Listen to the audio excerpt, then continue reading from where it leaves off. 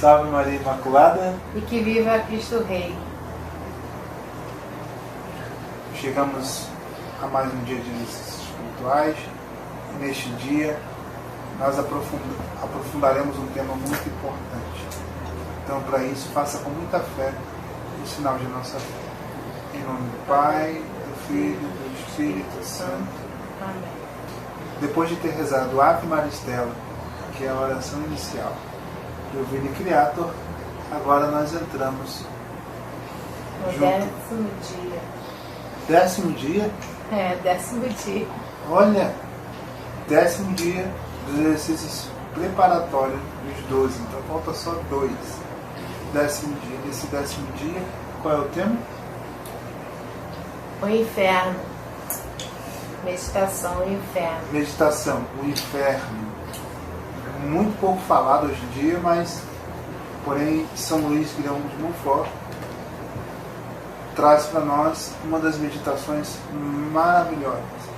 Muitos santos, homens de muita fé, trazem situações sobre o inferno. O Catecismo da Igreja diz que existe céu, inferno e purgatório. Hoje, de modo especial, trataremos sobre o inferno. Para isso é necessário ouvir a palavra que nos ilumina, para que lá não possamos ir, para que lá não seja a nossa morada final. Então vamos ouvir a palavra de Deus, que seja praticada e vivida em nossa vida. Hoje o Santo Evangelho será Mateus, capítulo 22, versículo do 1 ao 14. O mundo ainda vai viver Tua palavra, Tua palavra, Tua palavra de amor. O Senhor esteja conosco. Ele está no meio de nós. Proclamação do Evangelho de Jesus Cristo segundo Mateus. Glória a vós, Senhor. Naquele tempo, Jesus tornou a falar-lhes por meio de parábolas. O reino dos céus é comparado a um rei que celebrava as bodas de seu filho. Enviou seus servos para chamar os convidados, mas eles não quiseram vir. Enviou outros ainda, dizendo-lhes: Dizei aos convidados que já está preparado o meu banquete. Meus bois e meus animais cevados estão mortos. Tudo está preparado. Vinde às bodas. Mas, sem se importarem com aquele convite, foram-se um a seu campo e outro para o seu negócio. Outros lançaram mãos de seus servos, insultaram-nos e os mataram. O rei soube e indignou-se em extremo. Enviou suas tropas, matou aqueles assassinos e incendiou-lhes a cidade. Disse depois a seus servos: O festim está pronto, mas os convidados não foram dignos. Ide às encruzilhadas e convidai para as bodas todos quantos achardes. Espalharam-se eles pelos caminhos e reuniram todos quantos acharam, maus e bons, de modo que a sala do banquete ficou repleta de convidados. O rei entrou para vê-los e viu ali um homem que não trazia a veste nupcial. Perguntou-lhe: meu amigo, como entrastes aqui sem as vestes nupcial? O homem não proferiu palavra alguma. Disse então o rei aos servos: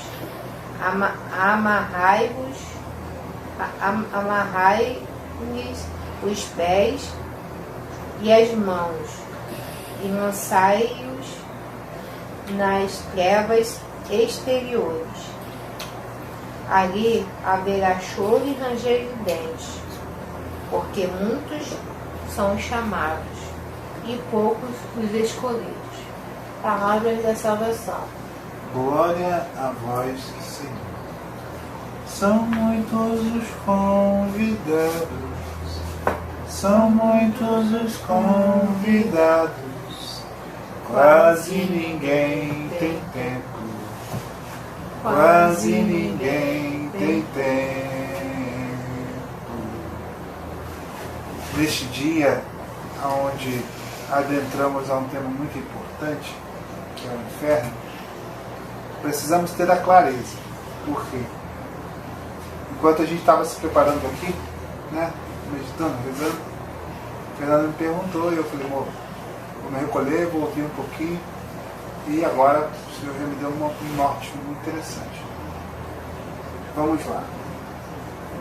O Senhor Rei preparou uma festa para seu filho, a feliz, ali, bodas, uma grande festa.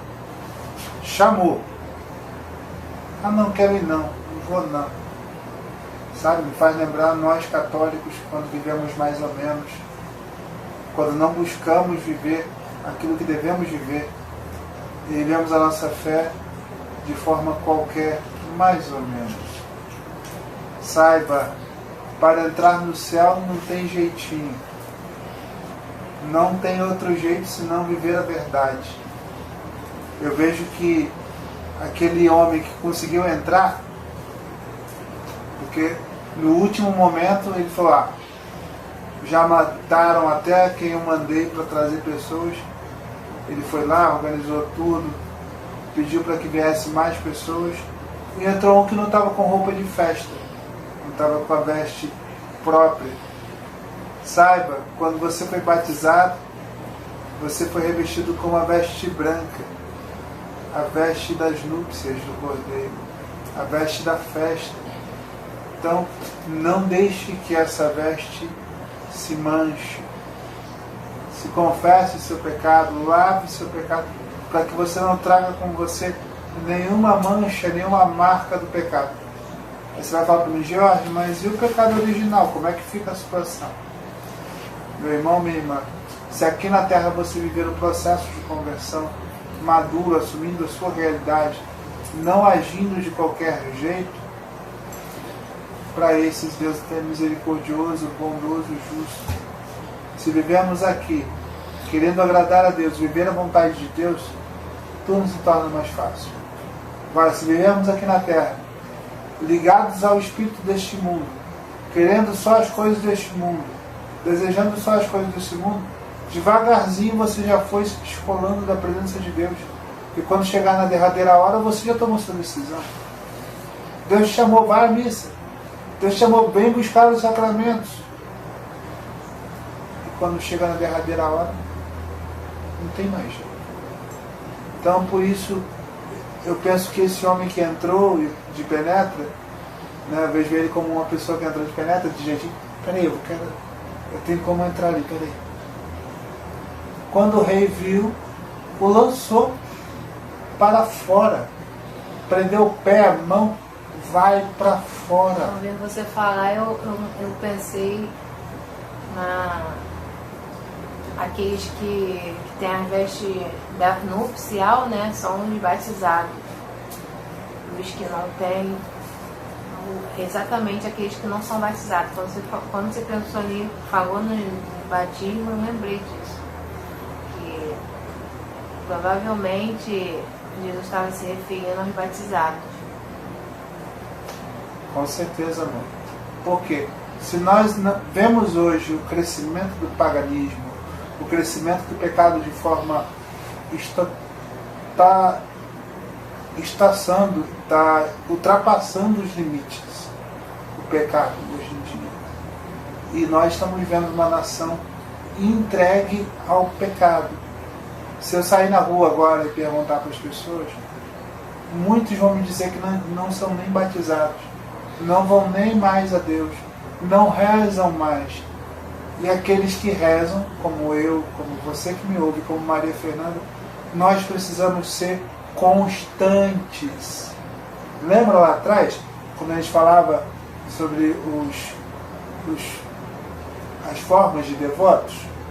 Lembra que a gente trazia ali os devotos, né, de vários modos de devoto, os devotos exteriores, terços imensos, mas na hora de contemplar o mistério não tem meditação, não tem profundidade. Vários tipos de devotos, mas nos tornemos os verdadeiros devotos. A consagração também é para isso, para que sejamos constantes na oração, porque a inconstância já é do maligno. Muito cuidado, viu? Se você vê que você está muito inconstante, não está rezando, cuidado, o muro já é do demônio, não fique no muro não. Muito cuidado. O tema do inferno ele é muito importante ser trabalhado, trazido, por isso, agora para a nossa meditação, nós vamos tomar posse daquilo que o santo vai trazer para nós, como norte para esse caminho. A palavra de Deus é só para iluminar, para trazer luz sobre a situação, para que você se abra. E se tocar muito o teu coração, se compadeça do teu pecado, crie raiva do teu pecado, e não queira mais vínculo com nenhum tipo de pecado. Deus está sendo muito justo, muito claro conosco. Quanto mais você conhece, melhor você pode ser. Mas se você não for aquilo que Deus espera, saiba, você será julgado e condenado. Então queremos ouvir hoje o que traz para nós essa meditação e que traga o que há de melhor para a nossa conversão. Louvado seja nosso Senhor Jesus Cristo. Para sempre seja louvado. Meditação ao inferno. O ensinamento da Santa Igreja afirma a existência do inferno. As almas que morrem em estado de pecado mortal descem imediatamente após a morte aos infernos, onde sofrem os pecados do inferno, com fogo eterno. A pena principal do inferno consiste na separação eterna de Deus, o único em quem o homem pode ter a vida e a felicidade para as quais foi criado, as quais espera. Catecismo da Igreja Católica, 1035. É muito importante a meditação sobre o inferno, a fim de o evitarmos e apresentarmos o horror ao pecado e ao espírito do mundo. Após a morte, a alma do condenado atira-se ao encontro de Deus, o único capaz de lhe conceder a felicidade almejada. O estado de pecado em que se encontra, no entanto, impossibilita de alcançá-lo, visto que livremente e conscientemente desprezou em vida todas as graças que o Senhor fez cair sobre ela, até mesmo a devoção a Maria Santíssima, que a conduziria à conversão. No inferno, o fogo há de causar grande tormento, e de forma particular o homem será severamente castigado pelas faltas ou pecados que mais praticou. É mesmo terrível essa visão, ou até a imaginação dos horrores do inferno, onde as almas estão em meio a diversos e eternos tormentos, intermináveis prantos, blasfêmias, angústias e gemidos, gritos de desespero, cheiro infecto e gosto amargo das imundícias. Toda sorte de sofrimento exteriores e interiores. Assim nos narram os pastorinhos de Fátima sobre a visão que tiveram do inferno. O reflexo pareceu penetrar a terra e vimos como que um mar de fogo, mergulhados neste fogo os demônios e as almas, como se fossem brasas transparentes e negras ou bronzeadas, com forma humana, que flutuavam no incêndio, levadas pelas chamas que delas mesmo saíam juntamente com as nuvens de fumo, caindo para todos os lados, semelhante ao cair das faudas em grandes incêndios.